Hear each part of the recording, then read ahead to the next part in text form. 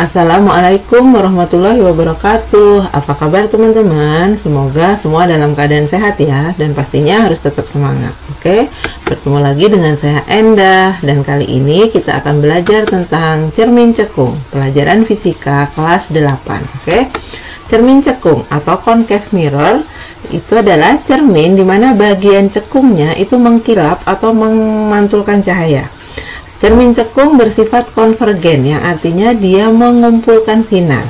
Cermin cekung disebut juga cermin positif. Kenapa? Karena titik fokus untuk cermin cekung ada di depan cermin, dimana artinya nilai jarak fokusnya selalu bernilai positif. Bagian-bagian dari cermin cekung. Apa bagian-bagian cermin cekung? Nah, di sini ada bagian-bagian cermin cekung. Yang pertama adalah sumbu utama. Garis ini sumbu utama. Ini adalah cerminnya, dimana yang mengkilap itu adalah berbentuk cekung, itu di depan. Oke, nah di sini ada namanya F. F itu adalah titik fokus atau titik api. M itu adalah pusat kelengkungan cermin atau center of curvature. Oke, dimana di sini ada dari cermin sampai F itu adalah cermin sampai titik F itu adalah F kecil yang disebut jarak fokus. Dari cermin sampai M itu adalah R atau jari-jari kelengkungan cermin, di mana nilai F itu adalah setengahnya R atau R sama dengan 2 kalinya F, ya. Terus untuk pembagian ruangnya antara cermin atau titik O sampai titik fokus itu disebut ruang 1. Dari F sampai pusat kelengkungan cermin atau M itu disebut ruang 2. Lebih dari M itu disebut ruang 3. Sedangkan ruang di belakang cermin itu adalah ruang 4. Nah, nanti untuk menggambar bayangan pada cermin cekung kita butuh sinar utama. Nah, sekarang kita akan bahas sinar-sinar utama pada cermin cekung. Yang pertama, sinar datang sejajar sumbu utama dipantulkan melalui fokus. Jadi sinar datang kena benda sejajar sumbu utama dipantulkan melalui fokus. Itu adalah sinar utama yang pertama. Yang kedua, sinar datang mengenai benda terus melalui fokus dipantulkan sejajar sumbu utama. Kebalikan dari yang pertama. Yang kedua, sinar datang melalui pusat cermin, melalui MC atau di sini P, dipantulkan melalui titik itu juga. Nah, itu adalah 3 sinar utama pada cermin cekung. Dan untuk penggambaran bayangan, kita memerlukan minimal 2 sinar. Oke. Untuk rumus-rumusnya, di sini ada beberapa rumus untuk cermin cekung. Rumus yang pertama, hubungan antara jarak benda, jarak bayangan, dan fokus. 1/SO ditambah 1/SI sama dengan 1/F.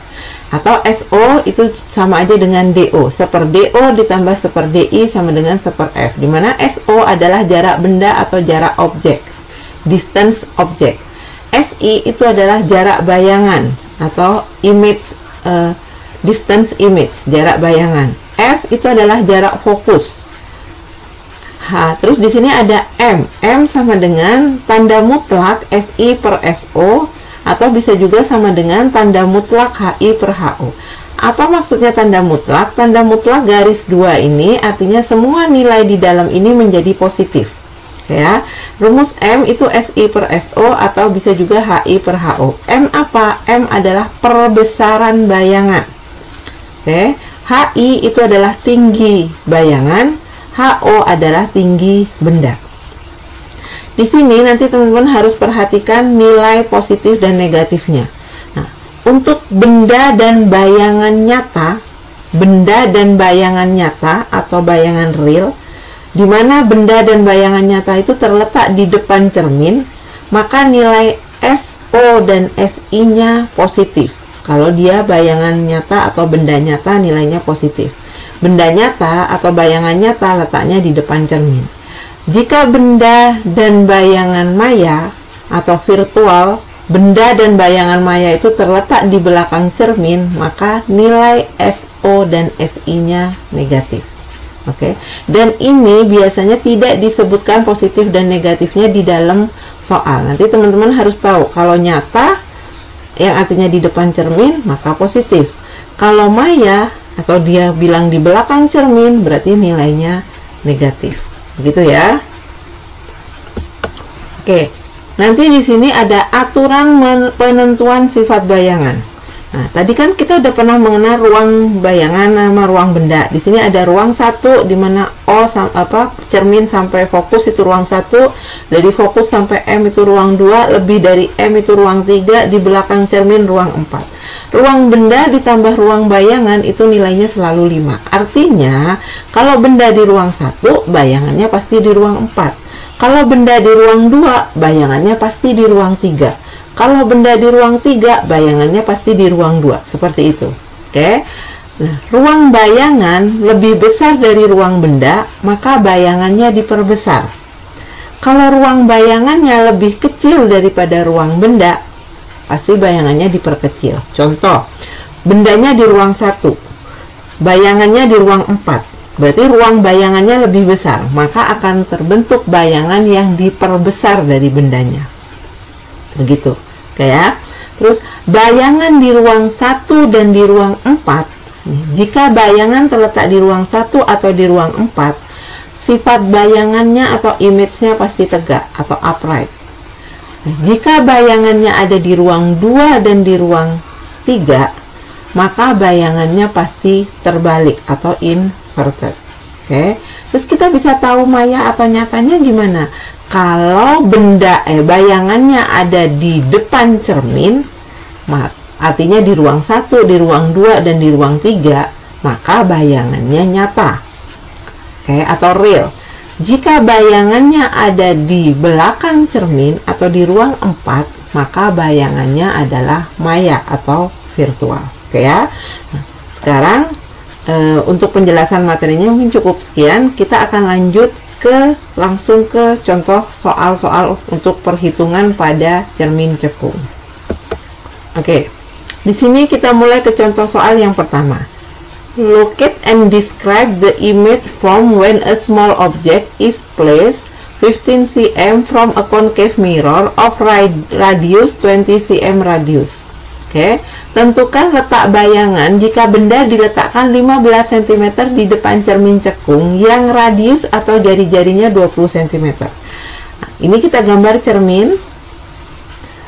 Ini sumbu utama. Di sini bilang radiusnya 20, artinya R-nya 20. Kalau R-nya 20 berarti fokusnya setengahnya, setengah kali 20, artinya 10 cm. Berarti di sini kita gambar ini jarak fokusnya 10 cm, jari-jari kelengkungannya 20. Nah, di sini 2. Oke. Kita gambar bendanya, dia terletak 15 cm di depan cermin. Kalau segini 10, berarti kalau 15 kira-kira di sini. Gimana menentukan bayangannya? Ini kan locate and describe, berarti terus kita gambar. Nah, kita bikin sinar utamanya. Kita bikin sinar utama yang pertama. Sinar datang sejajar sumbu utama.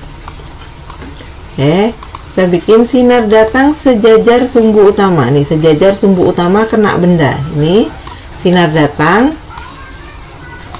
Nah, dipantulkan melalui titik fokus. Jadi ini dipantulkan melalui fokus. Oke, dipantulkan melalui fokus. Nah, dipantulkan. Ini adalah sinar yang pertama. Oke. Selanjutnya sinar yang kedua. Sinar yang kedua. Kita pakai sinar yang kedua boleh, sinar yang ketiga boleh. Kalau sinar yang kedua berarti sinar datang melalui fokus. Berarti kena benda melewati fokus. Nah, berarti ini sampai ke cermin. Ini sinar datangnya. Dipantulkan sejajar sumbu utama. Nih, dipantulkan sejajar sumbu utama. Nih, dipantulkan. Terus bayangannya terletak di mana? Bayangan itu adalah perpotongan dua sinar pantul. Sinar pantul yang pertama yang merah ini, sinar pantul yang kedua yang hitam ini. Ketemu di mana? Ini belum ketemu, makanya ini diperpanjang. Kalau belum ketemu, diperpanjang. Nah, ketemu di sini. Berarti kita sudah ketemu bayangannya. Di mana bayangannya? Bayangannya berarti dari titik ini ke perpotongannya. Nah, berarti ini adalah bayangannya. Ini saya perpanjang. Nah, oke, ini berarti bayangannya. Letak bayangannya di depan cermin. Oke, di depan cermin. Artinya sifat bayangannya nyata atau real. Gitu. Ya teman-teman, sifat bayangannya nyata atau real. Terus yang kedua, terbalik. Berarti terbalik atau inverted. Oke. Terus yang ketiga, kan tadi nyata. Benar, di depan cermin berarti nyata atau real. Terbalik berarti inverted. Diperbesar, bendanya segini, bayangannya lebih besar, berarti diperbesar. Begitu. Saya. Oke. Sekarang kita lanjut ke contoh soal yang kedua. Oke, kita lanjut ke soal nomor 2 ya. Di sini ada bilang sebuah benda yang tingginya 12 cm terletak 60 cm di depan cermin cekung yang jari-jari kelengkungannya 30 cm. Di manakah letak bayangan dan berapa tingginya? Oke, kita tulis dulu yang diketahui. Benda tingginya 12, berarti ini HO. Objek ya, 12 cm. Oke, terus terletak 60 cm di depan cermin, berarti itu jarak bendanya, SO. Itu sama dengan 60 cm di depan cermin, berarti SO-nya positif. Oke. Dan jari-jari kelengkungan R itu adalah 30 cm. Kalau R-nya 30 cm, berarti fokusnya setengahnya. Setengah kali 30 sama dengan 15 cm. Yang ditanya adalah letak bayangan, berarti jarak bayangan, SI-nya berapa, tinggi bayangan, berarti HI-nya berapa, begitu. Lalu kita mulai kerjakan ya. Apa yang rumus yang kita tahu untuk menentukan jarak benda dan jarak bayangan?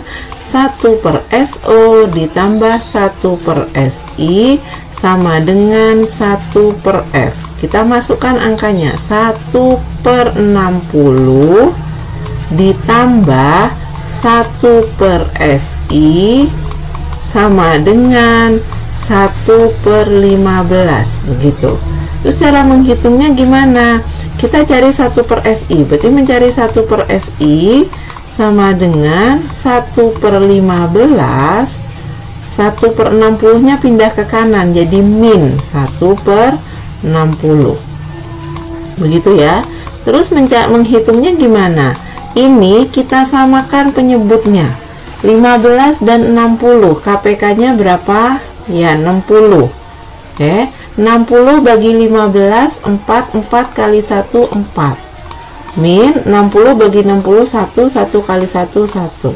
Sehingga kita dapat 1/SI sama dengan 4 dikurang 1, 3. 3/60.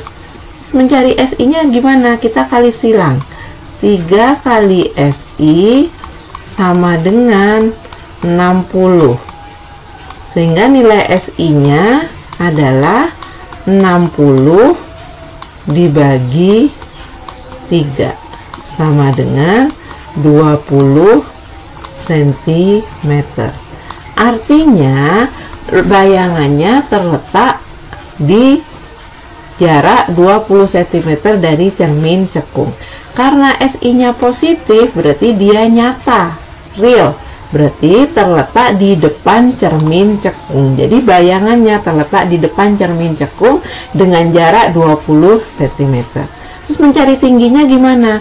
Nah, kalau kita cari tinggi, hubungannya sama M. M tadi kan rumusnya SI per SO, atau bisa juga HI per HO.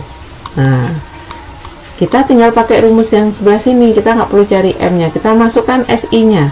SI-nya 20 per SO-nya 60 sama dengan, ini tanda mutlak ya, HI-nya nggak tahu, per HO-nya adalah 12. Ini dicoret, disederhanakan jadi 1/3. 1/3 sama dengan HI per 12. Tinggal kali silang. 3 kali HI sama dengan 12 cm. Sehingga kita bisa tahu HI-nya adalah 12 dibagi 3 sama dengan 4 cm. Dari sini kita tahu bayangannya berjarak 20 cm di depan cermin karena dia positif berarti nyata, dengan tinggi bayangan 4 cm gitu. Oke, kita mau lanjut ke contoh soal yang ketiga. Concave mirror is placed 40 cm from wall. Where must a candle be placed so that a real image 4 times the size of the candle will appear on the wall? What is the focal length of the mirror? Jadi ada cermin cekung yang diletakkan 40 cm dari dinding, di mana lilin harus diletakkan agar terbentuk bayangan nyata yang besarnya 4 kali besar bendanya. Berapa jarak fokus benda? Jadi kalau kita gambarkan, di sini ada cermin cekung, di sini ada dinding. Bayangannya itu di dinding ini. Artinya dinding ini dianggap sebagai layar kalau kayak teman-teman nonton bioskop itu. Jadi bayangan lilinnya itu harus muncul di layar.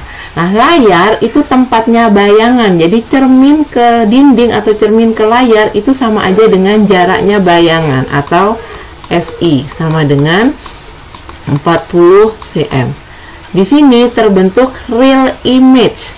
Berarti bayangannya adalah bayangan nyata. Berarti positif 40 cm, gitu kan? Nah, yang ditanya adalah berapa jarak bendanya? SO-nya berapa? Gitu kan, jika M-nya itu harus 4 kali dari bendanya, jadi besar bayangannya harus 4 kali dari besar bendanya. Jadi sekarang tanya SO-nya berapa dan focal length-nya atau jarak fokusnya berapa, begitu ya. Nah, di sini yang harus teman-teman perhatikan, harus teman-teman analisa. Di sini kita tahu kalau benda di ruang 1, bayangan di ruang 4, begitu kan? Kalau benda di ruang 2, maka bayangan pasti di ruang 3, karena jumlah ruang benda sama ruang bayangan selalu 5.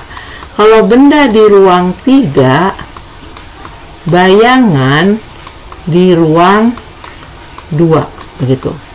Jadi teman-teman nanti harus terbiasa kalau diketahui M, biasanya teman-teman harus analisa. Di sini M-nya 4 kali, berarti diperbesar.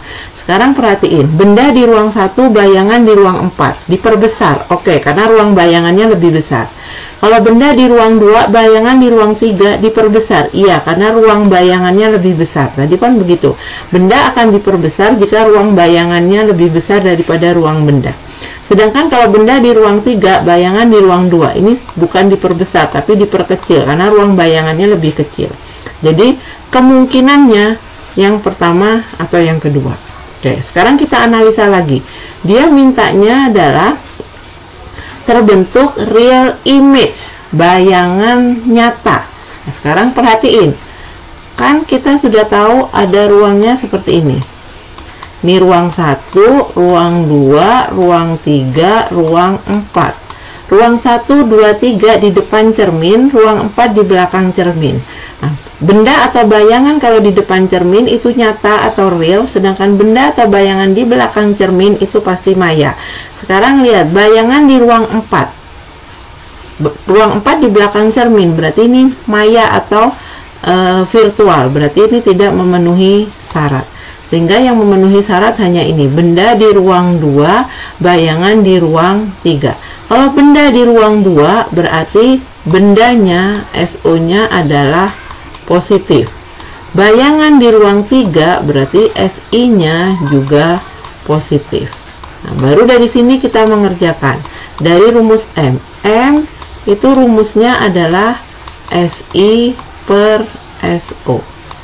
M-nya 4 kali, 4 sama dengan SI-nya positif, SO-nya positif. Berarti di sini SI positif, SO juga positif.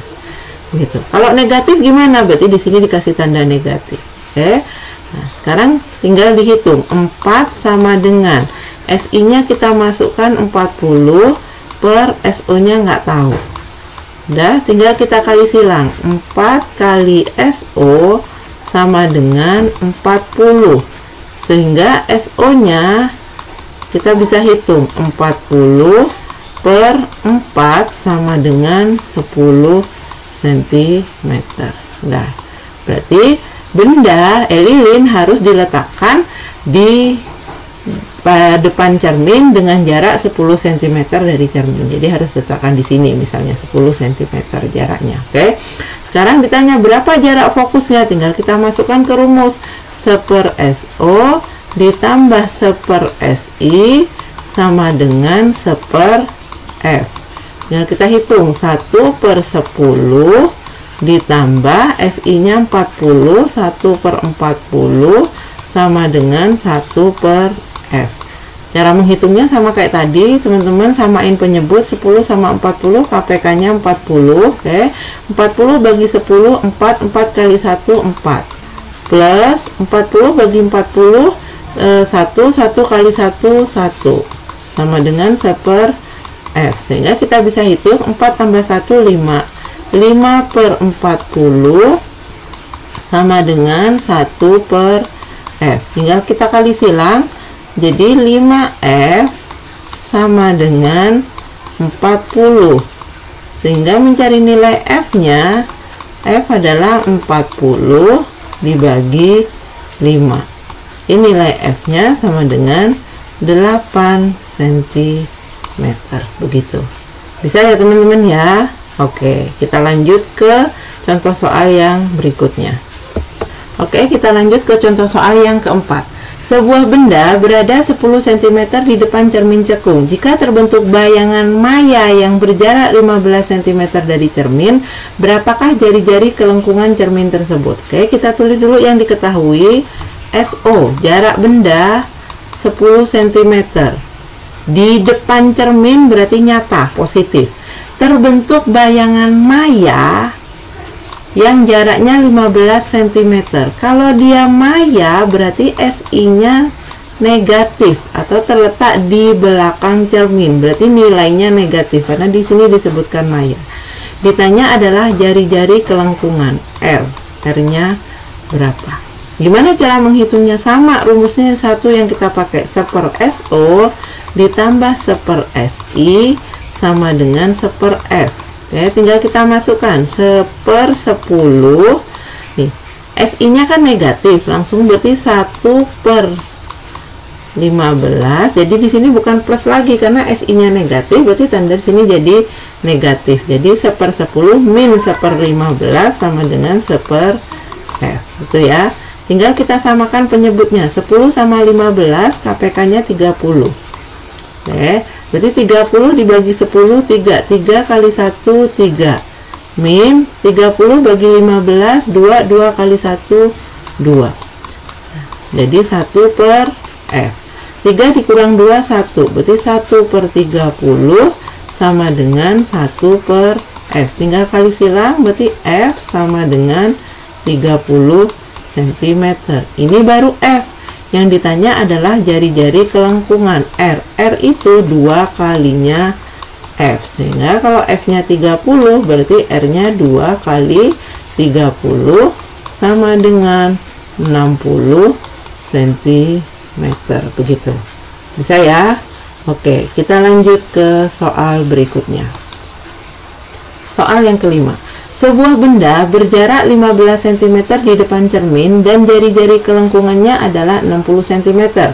Di mana letak bayangan dan bagaimana sifatnya? Oke, sebuah benda berjarak 15, berarti SO-nya itu 15 cm. Ya, SO 15 cm. Jari-jari kelengkungan R itu 60 cm. Kalau R-nya 60 cm berarti fokusnya setengahnya ya teman-teman, yaitu 30 cm. Begitu. Ditanya di mana letak bayangannya, berarti jarak bayangannya, SI-nya berapa dan juga sifatnya. Mengerjakannya gimana? Tinggal kita masukkan 1/SO ditambah 1/SI sama dengan 1/F. Tinggal kita hitung 1/15 ditambah 1/SI sama dengan 1/30. 1/SI nya biarkan di sebelah kiri karena itu yang mau kita cari. Jadi ini 1/30, 1/15 nya pindah ke kanan. Sudah, kita samakan penyebut. 1/SI sama dengan 30 sama 15, KPK nya 30. Jadi ini 30 bagi 30, 1 kali 1, 1. Min 30 bagi 15, 2 kali 1, 2. Sehingga kita dapatkan 1/SI sama dengan 1 min 2 itu min 1. Min 1/30. Gitu ya teman-teman.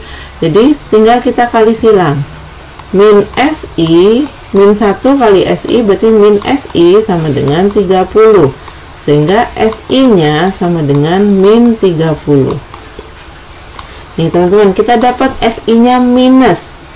Artinya sifat bayangannya gimana kalau SI-nya minus? Maya atau virtual. Oke. Kalau maya itu sebenarnya udah pasti tegak atau upright. Jadi kalau maya pasti tegak, kalau nyata pasti terbalik. Oke ya. Terus gimana bisa tahu diperbesar atau diperkecil? Teman-teman tinggal lihat aja, SO-nya 15, SI-nya min 30, berarti diperbesar. Mungkin ini min 30 kan lebih kecil. Kita nggak lihat tandanya ya teman-teman, karena tanda di sini bukan menyatakan nilai. Tanda di sini hanya menyatakan dia nyata atau maya. Atau kalau teman-teman bingung, tinggal cari aja nilai M-nya. M tadi apa? SI per SO, begitu kan? SI per SO. Tinggal kita hitung. SI-nya min 30. SO-nya 15. Berarti min 2, begitu kan? Nah, tanda mutlak ini artinya semua angka yang ada di dalam tanda mutlak ini selalu bernilai positif. Karena ini min 2 di dalam tanda mutlak, berarti kalau kita keluarkan dari tanda mutlak jadi positif, jadi 2 kali. Jadi perbesarannya adalah 2 kali. Artinya diperbesar 2 kali. Berarti ini diperbesar, gitu ya. Kalau misalnya M-nya setengah, berarti artinya diperbesar setengah kalinya. Setengah kalinya berarti sama aja diperkecil. Jadi kalau M-nya itu lebih dari 1, 2, 3, 4, 2 setengah itu berarti diperbesar. Tapi kalau M-nya setengah, 2/3, kurang dari 1 itu berarti diperkecil. Begitu ya. Jadi sifatnya karena ini minus berarti maya atau virtual. Kalau maya pasti tegak atau upright. Nah, diperbesar atau diperkecil karena M-nya 2 kali berarti diperbesar. Begitu. Bisa ya teman-teman ya. Oke, Bu Enda rasa cukup sampai di sini penjelasan tentang perhitungan-perhitungan cermin cekung. Oke teman-teman, terima kasih atas perhatiannya ya. Semoga yang udah Bu Enda jelasin tadi bisa bermanfaat. Oke, terima kasih. Assalamualaikum warahmatullahi wabarakatuh.